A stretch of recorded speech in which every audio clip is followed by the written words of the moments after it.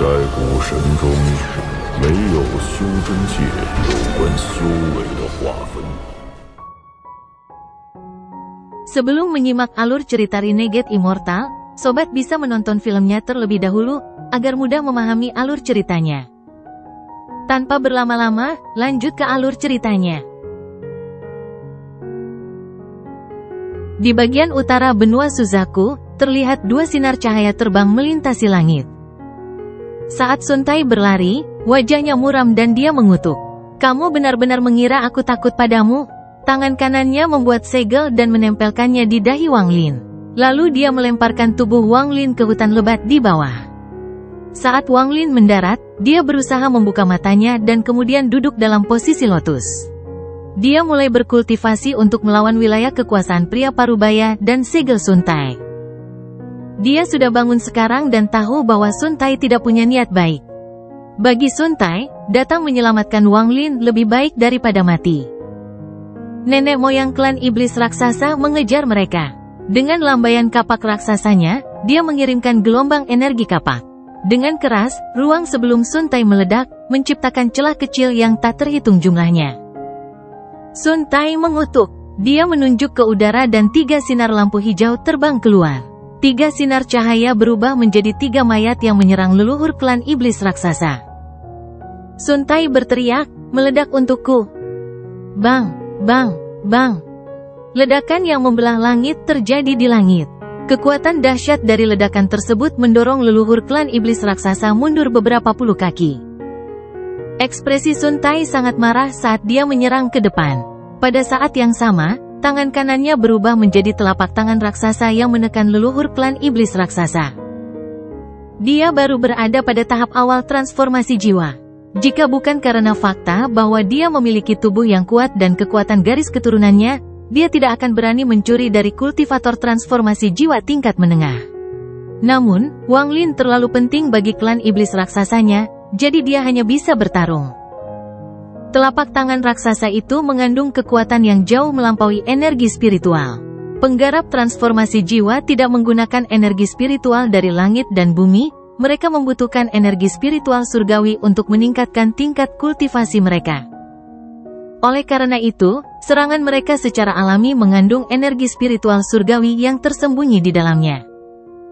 Sebelumnya, ketika pria Parubaya dan leluhur menyerang Wang Lin, mereka tidak menggunakan energi spiritual surgawi apapun.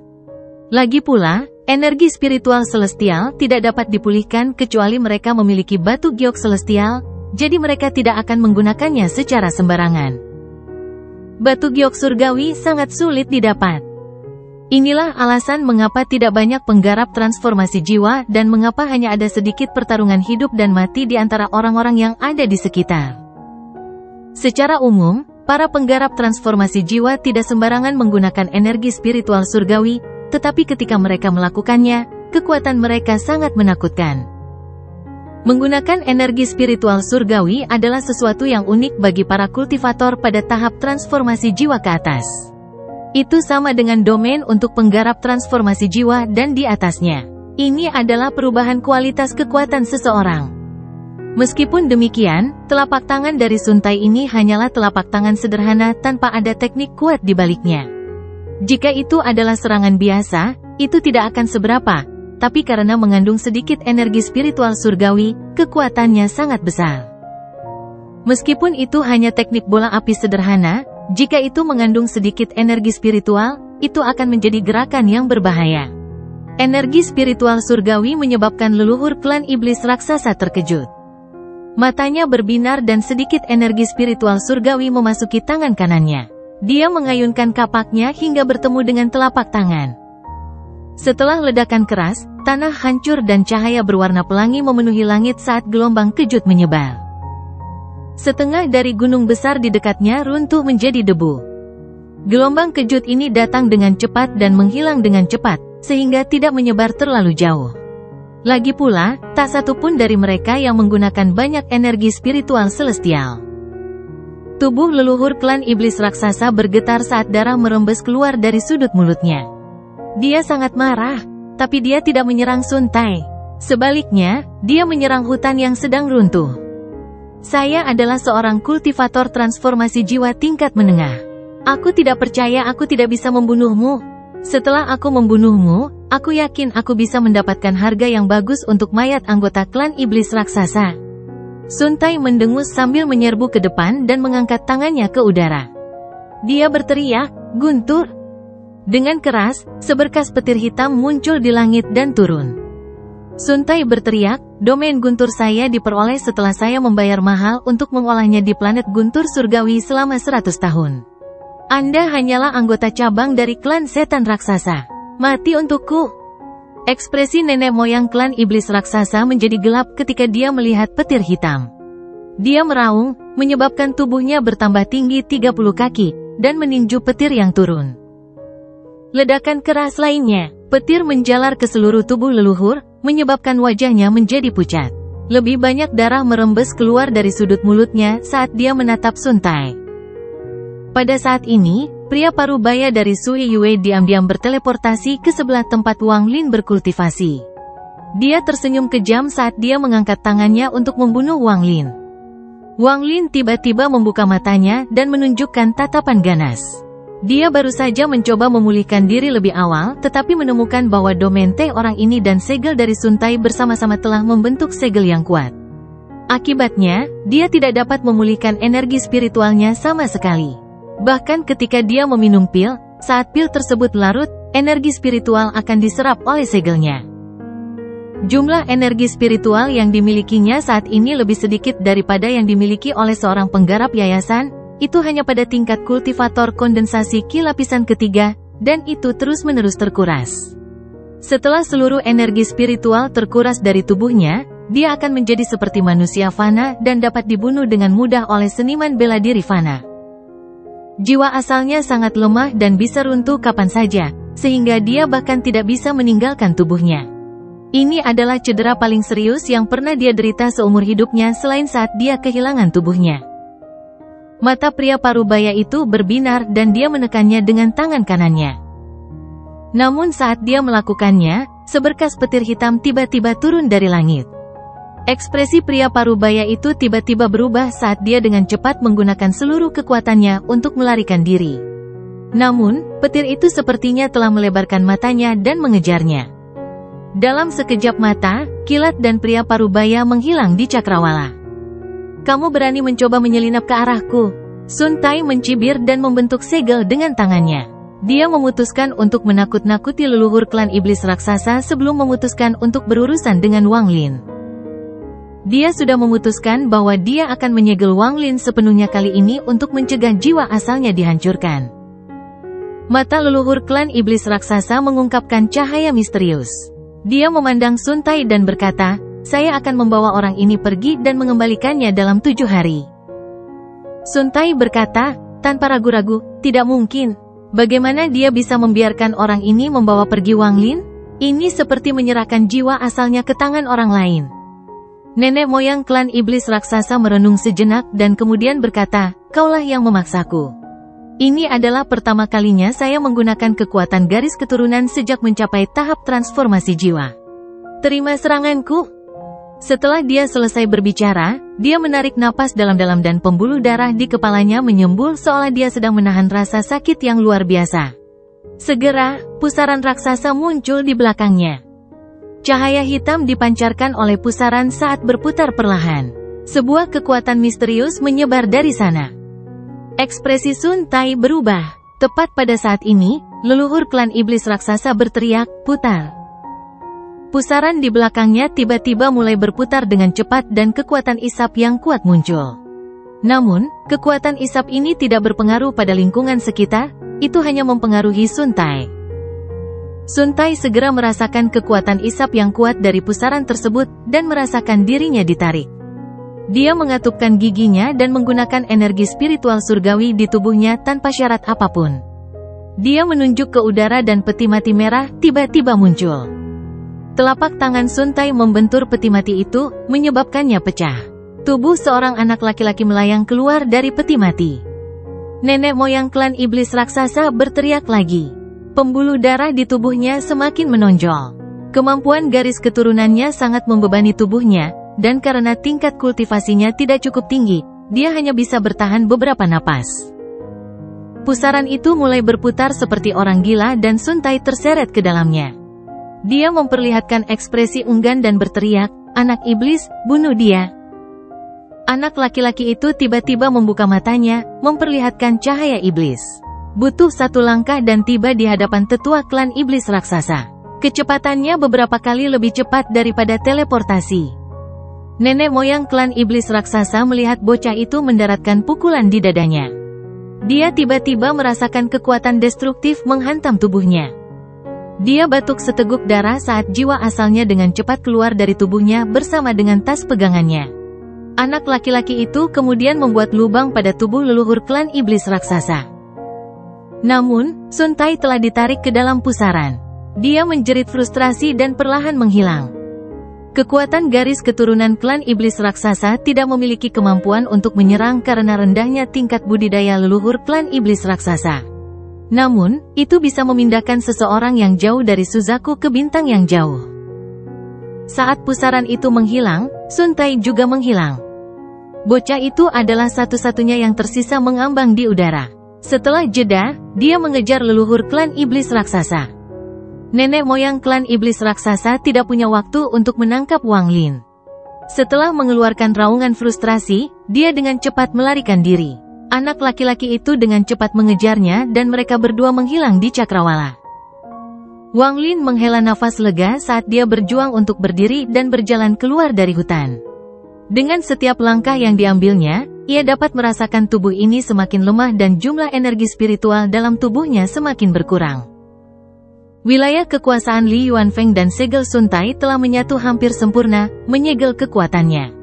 Gambaran daun teh menjadi semakin padat hingga berubah menjadi bekas luka di dahi Wang Lin. Bekas luka ini membentuk bentuk yang aneh, bentuk segel Sun Tai. Wang Lin tersenyum pahit dan berjuang untuk berjalan dalam waktu yang lama. Dia merasa seperti ada gunung di atasnya dan setiap langkah adalah perjuangan. Pada saat dia berhasil keluar dari hutan, seluruh energi spiritual di tubuhnya telah habis. Tidak ada satupun yang tersisa. Cedera fisiknya sangat parah. Dia merasakan gelombang rasa sakit datang dari organ dalamnya, dan jiwa aslinya sangat lemah hingga hampir runtuh. Begitu dia keluar dari hutan, dia merasakan sinar matahari menyinari tubuhnya.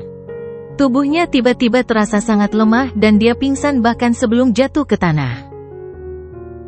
Setelah pertarungan Wang Lin dan kupu-kupu merah, nama Cheng Niu semakin bergengsi dan harta yang ia gunakan dilihat oleh semua utusan dari berbagai negara budidaya. Setelah para utusan tersebut kembali ke negaranya masing-masing, berita pun tersebar. Entah itu bendera pembatas, pedang surgawi, barang-barang ini tiba-tiba menjadi hal yang paling banyak dibicarakan di kalangan para pembudidaya. Orang bernama Cheng Niu dinobatkan sebagai orang nomor 1 di bawah tahap transformasi jiwa di Suzaku. Pada saat yang sama, Gunung Suzaku mengirimkan pesan bahwa kupu-kupu merah sedang melakukan budidaya pintu tertutup untuk mencoba menerobos ke tahap transformasi jiwa. Tidak ada yang mempertanyakan hal ini, lagi pula, jika kupu-kupu merah mendapat terobosan selama pertarungannya, maka melakukan budidaya pintu tertutup adalah hal yang wajar. Namun, seiring berjalannya waktu, orang-orang mengetahui bahwa Cheng Niu telah hilang. Tidak ada yang tahu kemana dia pergi, mereka hanya mengetahui bahwa Cheng Niu telah menghilang tanpa jejak saat pergi ke Gunung Suzaku untuk mengambil pesanannya. Hal ini menyebabkan badai besar. Orang tua yang menyandang gelar Suzaku keluar dari pintu budidayanya yang tertutup dan melihat ke utara. 3 hari yang lalu, ada gelombang kejut yang mengandung energi spiritual surgawi datang dari sana. Itu berarti 2 kultivator transformasi jiwa menggunakan energi spiritual surgawi untuk bertarung. Selain itu, dia juga merasakan kekuatan garis keturunan klan iblis raksasa. Meskipun budidaya Suzaku sangat kuat, dia bukanlah dewa yang bisa mengetahui segalanya sebelumnya. Suzaku sangat besar dan kompleks, jadi, setelah beberapa pencarian ekstensif, dia menemukan bahwa masalah dengan Cheng Niu dimulai oleh Sui Yue dan klan iblis raksasa ikut serta.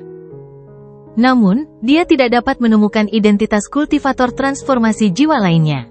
Dia hanya bisa merasakan secara samar di mana Wang Lin berada. Dia tidak dapat menentukan lokasi tepatnya, dan ini mengejutkannya. Dia menilai jiwa asal Wang Lin pasti roboh karena luka serius. Inilah sebabnya dia tidak bisa menentukan di mana Wang Lin berada. Namun, di matanya, Wang Lin hanyalah salah satu tungku budidaya Liu Mei. Dia penting tapi tidak terlalu penting. Liu Mei, pergilah ke ujung utara benua Suzaku. Wang Lin ada di sana. Setelah meninggalkan pesan untuk Liu Mei, lelaki tua itu kembali berkultivasi dengan pintu tertutup. Tindakan Sui Yue bertentangan dengan keinginannya. Mereka pasti akan berada dalam bahaya di masa depan. Sosok Liu Mei melayang turun dari gunung Suzaku dan berubah menjadi seberkas cahaya yang terbang menuju ujung utara benua Suzaku. 1 bulan kemudian, di sebuah desa di bagian utara benua Suzaku, seorang pemuda sedang duduk di atas batu di pintu masuk desa. Wajahnya dipenuhi bekas luka yang sangat mengejutkan, membuatnya terlihat sangat jelek, dan matanya redup. Dia melihat ke kejauhan, matanya tidak fokus sama sekali, mereka hanya berisi kesedihan dan kebingungan. Ketika penduduk desa melewati pintu masuk desa, mereka semua memandangnya dengan jijik sebelum mengelilinginya. Ekspresi pemuda itu tidak berubah sama sekali ketika orang-orang lewat, dia hanya menatap ke kejauhan. Tak lama kemudian, seorang gadis muda yang mengenakan atasan dan celana bermotif bunga datang. Di belakangnya ada seekor anjing seukuran betis. Gadis ini tampak berusia sekitar 14 atau 15 tahun, wajahnya putih, dan matanya besar. Gadis itu berhenti 30 kaki dari pemuda itu dan berteriak, "Si bisu jelek! Ayahku menyuruhku meneleponmu kembali untuk makan malam." Pemuda itu berbalik, menatap gadis muda itu, dan berdiri. Kakinya agak kebas, mungkin karena terlalu lama duduk di sana, sehingga ia hampir terjatuh saat mencoba berdiri hingga membuat gadis itu tertawa. "Bisu, cepatlah, saya lapar." Gadis muda itu berbalik dan berjalan kembali ke desa. Anjing itu berlari di depannya seolah sedang membuka jalan. Pemuda itu perlahan mengikuti gadis itu. Saat dia memandang desa, kesedihan di matanya semakin dalam. Di sebuah rumah dekat pintu masuk desa duduk seorang pria parubaya. Kemeja birunya telah dicuci berkali-kali hingga berubah menjadi putih. Ada tumbuhan yang tersebar di tanah. Saat angin bertiup, wangi tumbuhan menyebar. Pria itu berdiri dan menatap pemuda itu. Dia berkata, "Adik, jangan pedulikan dia, Ri selalu seperti ini. Ayo, biarkan saya melihat seberapa banyak Anda telah pulih." Pemuda itu mengangguk dan duduk di sebelah pria itu. Dia mengulurkan lengannya, yang sangat kurus. Sepertinya itu hanya tulang yang terbungkus kulit. Pria itu menekankan tangannya ke lengan. Setelah beberapa saat, dia tersenyum dan berkata, "Adik, pemulihanmu sangat baik. Izinkan saya memberi Anda obat lagi, dan Anda hanya perlu memberi nutrisi pada tubuh Anda dan Anda akan baik-baik saja." Pemuda itu merenung dan kemudian mengangguk. Dia bertemu orang ini sebulan yang lalu ketika dia pergi ke hutan untuk mengumpulkan kayu. Pemuda ini berada di ambang kematian ketika menemukannya. Dia adalah seorang dokter dan orang tua, jadi dia memutuskan untuk menerima pemuda itu dan menyembuhkannya. Luka orang ini sangat berat. Bahkan organ dalamnya pun tidak pada tempatnya dan rusak. Pria parubaya itu sama sekali tidak percaya diri untuk menyembuhkan pemuda itu, dia telah menyerahkannya pada takdir. Namun, tubuh pemuda itu sangat aneh. Setelah 10 hari, tubuhnya menjadi lebih baik dan pemuda itu terbangun. Namun, setelah orang tersebut terbangun, pria parubaya tersebut mengetahui bahwa anak laki-laki tersebut tidak dapat berbicara, dia seorang bisu. Saat ini, seorang wanita keluar rumah dan gadis itu mengikuti di belakangnya. Keduanya membawa beberapa piring dan menaruhnya di atas meja. Gadis itu cemberut dan berkata, "Bu, saya tidak akan makan bersama orang bisu. Dia sangat jelek, sehingga saya tidak bisa makan bersamanya di sini." "Anda," pria parubaya itu menatap gadis itu. Wanita itu segera berdiri di hadapan gadis muda itu dan menaruh beberapa piring ke dalam mangkuknya. "Ri, makanlah di dalam rumah." Gadis itu cemberut. Dia hendak berbicara ketika pemuda itu mengambil mangkuknya dengan tangan gemetar. Dia berdiri, berjalan keluar halaman, duduk di atas batu, dan menatap nasi di mangkuknya sambil merenung. Tidak ada seorang pun di dunia kultivasi yang tahu di mana dia berada. Dia adalah Wang Lin. Seseorang yang dulunya berkembang sekarang berada dalam kondisi seperti itu. Ini semua disebabkan oleh Sui Yue dan klan iblis raksasa. Tangan kanan Wang Lin gemetar saat dia meletakkan mangkuk itu di atas batu. Dia tersenyum pahit. 1 bulan yang lalu, jiwa asalnya runtuh. Itu runtuh tetapi belum sepenuhnya hilang, itu tetap berada di tubuhnya sebagai pecahan. Namun, seiring berjalannya waktu, pecahan-pecahan itu perlahan menghilang. Tubuhnya juga rusak berat, namun karena keberuntungan yang aneh, energi spiritual yang dilepaskan ketika jiwa asalnya runtuh mampu memperbaiki tubuhnya. Inilah sebabnya dia bisa menjadi lebih baik. Namun, saat ini dia telah kehilangan seluruh energi spiritualnya dan menjadi manusia fana yang bahkan kesulitan memegang mangkuk. Saat ini, bahkan manusia biasa pun bisa menjatuhkannya ke tanah dengan 1 pukulan. Apa yang tidak dia duga adalah bahwa runtuhnya jiwa aslinya bahkan akan mempengaruhi tubuh aslinya di Chu. Ia tertidur lelap dan tidak bisa bangun. Ini adalah berita buruk bagi Wang Lin. Jika tubuh aslinya tidak tertidur, dia bisa meminta tubuh aslinya datang menjemputnya. Kemudian dia hanya perlu mencari tempat yang penuh dengan energi spiritual untuk bercocok tanam. Tapi sekarang semua itu hilang begitu saja. Dia tidak bisu. Dia hanya tidak mau berbicara. Tanda yang disebabkan oleh domain teh menyebabkan wajahnya menjadi sangat jelek, sehingga orang-orang muak dengannya. Selain pasangan di desa ini, tidak ada orang lain yang pernah mengatakan hal baik kepadanya. Tanpa kekuatan spiritual apapun, dia tidak dapat membuka tas pegangannya. Saat ini dia telah sepenuhnya menjadi manusia fana. Wang Lin menghela nafas lalu memakan semua nasi di mangkuknya. Dalam 9 tahun, Wan Er harus menghadapi siklus reinkarnasi surga lagi. 9 tahun, Wang Lin menelan sisa nasi terakhir dan menunjukkan tatapan penuh tekad. Sepanjang bulan ini, dia mencoba mencari cara untuk memulihkan kultivasinya. Selama domain dan segelnya rusak, dia secara alami akan mendapatkan kembali budidayanya. Namun, dia bingung ketika harus menghancurkannya. Larut malam, Wang Lin berbaring di gudang kayu di halaman dan perlahan tertidur. Tubuhnya sangat lemah saat ini, ia bahkan tidak memiliki kekuatan 1 ons pun. Dalam sekejap mata, setengah bulan berlalu. Dalam setengah bulan ini, dengan bantuan obat pria parubaya, tubuh Wang Lin perlahan mendapatkan kembali kekuatannya. Pada suatu malam, Wang Lin keluar dari gudang. Dia melihat ke rumah yang ditinggali pria parubaya itu dan menghafalkannya sebelum berjalan keluar halaman. Dalam setengah bulan terakhir ini, Wang Lin telah menyimpan beberapa makanan kering dan membungkusnya. Ditemani cahaya bulan, dia berjalan keluar desa. Pada saat ini, dia tiba-tiba teringat kembali ke 500 tahun yang lalu. Ketika dia ditolak oleh sekte Heng Yue, dia juga meninggalkan rumah di tengah malam. Setelah dia pergi, perjalanannya dimulai. Sudah 500 tahun sejak itu. Dia menghela nafas dan berjalan ke kejauhan. Dia tidak tahu di mana dia berada saat ini.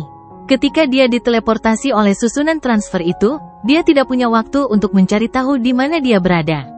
Saat ini dia hanya ingin menemukan pembuluh darah roh sehingga dia bisa menggunakannya untuk mendapatkan sedikit energi spiritual dan kemudian mencari cara untuk menghancurkan domain dan segel yang mengganggunya. Larut malam, angin dingin bertiup dan tubuh Wang Lin menggigil. Wang Lin tersenyum pahit dan memikirkan sudah berapa lama sejak dia merasa seperti manusia sejati. Bahkan ketika dia berubah menjadi manusia fana, itu jauh lebih baik dari ini. Sepanjang perjalanan, Wang Lin terus kehabisan nafas, sehingga ia harus istirahat. Dia secara alami melakukan perjalanan dengan sangat lambat. 7 hari kemudian, dia masih berjalan di jalan utama. Meski dia tidak memiliki energi spiritual, dia masih bisa merasakannya. Dia memang menemukan beberapa tempat dengan energi spiritual, tetapi tidak peduli seberapa keras dia mencoba berkultivasi, dia tidak dapat mengumpulkan apapun di dalam tubuhnya. Wang Lin dengan getir berpikir, mungkin hanya sekte lokal yang memiliki tempat dengan energi spiritual yang kental. Namun, bagaimana dia bisa memasuki sekte dengan tubuhnya saat ini? Wang Lin menghela nafas. Dia melihat ke langit dan sedikit keputusasaan muncul di hatinya. Namun tanda keputusasaan itu dengan cepat dihancurkan oleh tekadnya. Dia menarik napas dalam-dalam dan bergumam, Sui Yue dan klan iblis raksasa, aku tidak akan melupakan apa yang terjadi. Suatu hari nanti aku akan membalasmu 100 kali lipat dari apa yang telah kamu lakukan padaku. Dia mengungkapkan tatapan penuh tekad saat dia berdiri dan terus berjalan ke depan. Tapi pada saat ini, suara kuda terdengar dari belakangnya. Suara ini sangat menggelegar di tengah malam. Begitu Wang Lin mendengar suara itu, sekelompok kuda hitam mendekat satu persatu. Duduk di atas kuda adalah pria kekar dengan wajah pembunuh. Salah satu pria kekar melihat Wang Lin saat dia lewat dan dengan cepat mengekang kudanya dan berkata, "Haha, anak yang jelek, pohon uang yang luar biasa." Dia mengulurkan tangan dan meraih Wang Lin. Sebuah teriakan keluar dari depan. "Bu keempat, apa yang kamu lakukan?" "Bos, saya menemukan pohon uang. Jika kita mematahkan kaki anak jelek ini, kita bisa menggunakannya untuk memblokir gerbong perusahaan pengawal kekuatan surgawi di jalan. Itu lebih baik daripada memanfaatkan saudara kita sendiri." Pria kekar dengan bekas luka pisau di wajahnya memerintahkan kudanya untuk maju. Pria kekar dengan bekas luka pisau menyerang, mengangkat Wang Lin, dan tersenyum. "Bos, lihat." Mata Wang Lin terpejam. Dia sangat marah. Beberapa seniman bela diri di dunia fana dapat dengan mudah mempermalukannya seperti ini. Sekelompok 18 kuda berlari ke kejauhan. Mereka berhenti di persimpangan jalan yang jaraknya 1.500 km.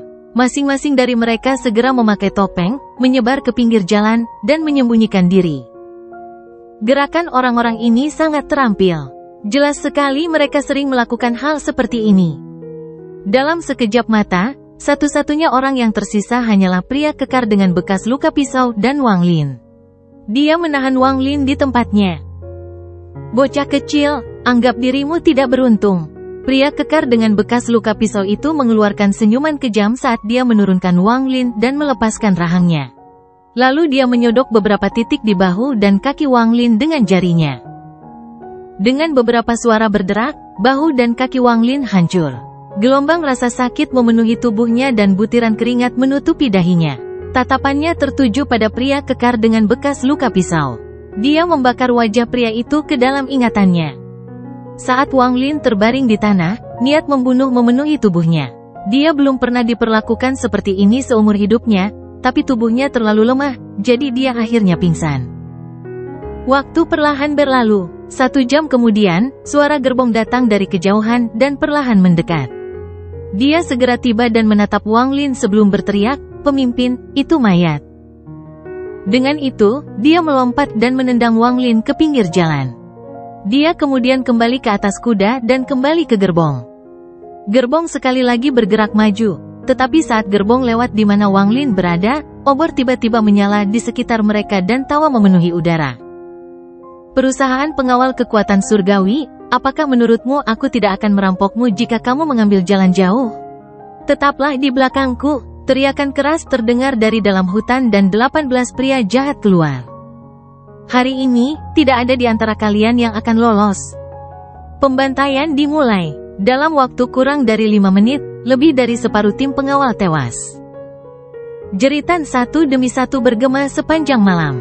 Ke-18 bandit tersebut terlihat sangat kejam di bawah cahaya obor saat mereka membunuh tim pengawal. "Haha, kakak, bahkan ada 3 wanita. Ini cukup bagi kita untuk bersenang-senang setelah kita kembali." Pria kekar dengan bekas luka pisau itu memenggal kepala seseorang dan kemudian mengambil salah satu wanita itu. Pria kekar dengan bekas luka pisau itu tertawa. Dia menyentuh wanita itu sedikit sebelum meletakkannya di punggungnya dan membiarkannya memukulnya. 2 pria lagi dengan cepat datang dan meraih 2 wanita lainnya sambil menertawakan wanita pertama. Tak lama kemudian, kuda-kuda keluar dari pinggir jalan. Orang-orang ini menaiki kudanya dan hendak pergi bersama ketiga wanita yang menangis itu. Pria kekar dengan bekas luka pisau itu melewati Wang Lin dengan wanita di bahunya dan berkata, "Bos, anak ini masih memiliki sisa nafas dalam dirinya. Bagaimana kalau kita menyimpannya beberapa hari lagi untuk digunakan lagi?" Pria besar itu mengangguk dan segera pergi dengan kudanya. Pria dengan bekas luka pisau itu menendang Wang Lin ke orang lain. Orang itu menangkapnya dan membawanya.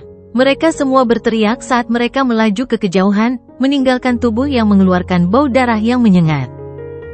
Saat matahari terbit di pagi hari, 18 orang itu sudah setengah jalan mendaki gunung. Ada sebuah desa besar di sana dengan 3 kata besar dipapan di depannya. Desa Awan Api. Semua orang telah kembali. Buka gerbangnya. Gerbang desa terbuka dan 18 pria itu segera masuk. Tak lama kemudian, desa itu menjadi sangat ramai. Pria dengan bekas luka pisau yang sedang menggendong wanita itu turun dari kudanya dan berkata, "Bos, saya akan pergi dan bersenang-senang dulu." Dengan itu, dia memasuki sebuah rumah dan tak lama kemudian jeritan menyedihkan seorang wanita terdengar. Pria kekar ini jelas sudah terbiasa dengan hal semacam ini, jadi mereka semua tertawa. 2 wanita lainnya juga dibawa pergi. Wang Lin dijebloskan ke penjara air di belakang desa. Kandangnya benar-benar gelap, tidak ada cahaya atau suara. Dia juga tidak bisa merasakan apapun dengan kakinya, seolah-olah dia sedang tergantung di udara. Tubuhnya melayang di udara dan diayunkan ke depan dan ke belakang. Wang Lin menggerakkan kepalanya yang bengkak dan rasa sakit di lengan dan kakinya tiba-tiba muncul seperti api yang membakar kulitnya. Wang Lin membuka matanya dan menjadi sadar sepenuhnya. Jeritan menyedihkan terdengar dari kejauhan, hanya saja jeritannya sangat pelan saat mencapai penjara ini. Namun, karena di sini sangat sunyi, jeritan itu seolah bertahan selamanya. Setelah kehilangan semua energi spiritual dan jiwa asalnya runtuh, Wang Lin tidak lagi merasa bisa menggerakkan apapun hanya dengan tampilan seperti sebelumnya. Meskipun sekelilingnya benar-benar gelap, dia menyadari bahwa dia terjebak di sebuah ruang kecil. Lengannya diikat dan dia dibiarkan tergantung dengan tubuhnya di air dingin. Air yang warnanya tidak terlihat menutupi tubuhnya hingga lehernya dan mengeluarkan bau busuk yang membuat siapapun mual. Wang Lin dengan cepat mengangkat kepalanya tinggi-tinggi agar dia bisa bernapas. Rasanya seperti disegel di dalam sumur. Setelah jeritan menyedihkan itu berakhir, suasana kembali sunyi seperti kuburan. Tampaknya seorang kultivator yang telah kehilangan segalanya bahkan lebih buruk daripada manusia biasa. Mata Wang Lin tenang. Sedikit kemarahan yang muncul dari rasa frustrasinya tersembunyi dengan baik di matanya. Wang Lin yang bisa menggerakkan langit dan mengguncang bumi sudah tidak ada lagi. Wang Lin telah kehilangan seluruh energi spiritualnya, jiwa asalnya telah runtuh, dan dia tidak memiliki kekuatan manusia. Dia bahkan tidak bisa membuka tasnya. Dia juga kehilangan jejak tasnya. Itu pasti diambil oleh para seniman bela diri itu. Pada saat ini, sosok cantik Liu Mei terbang di atas desa Awan Api. Dia bahkan tidak menundukkan kepalanya, karena dia tidak tahu kalau orang yang dia cari ada di desa itu. Saat Wang Lin merenung dalam diam, matanya menjadi semakin cerah. Kandang air ini memiliki energi spiritual yang lebih padat dibandingkan area lain manapun yang pernah dia kunjungi setelah meninggalkan desa. Energi spiritual ini tidak datang dari gunung melainkan dari air.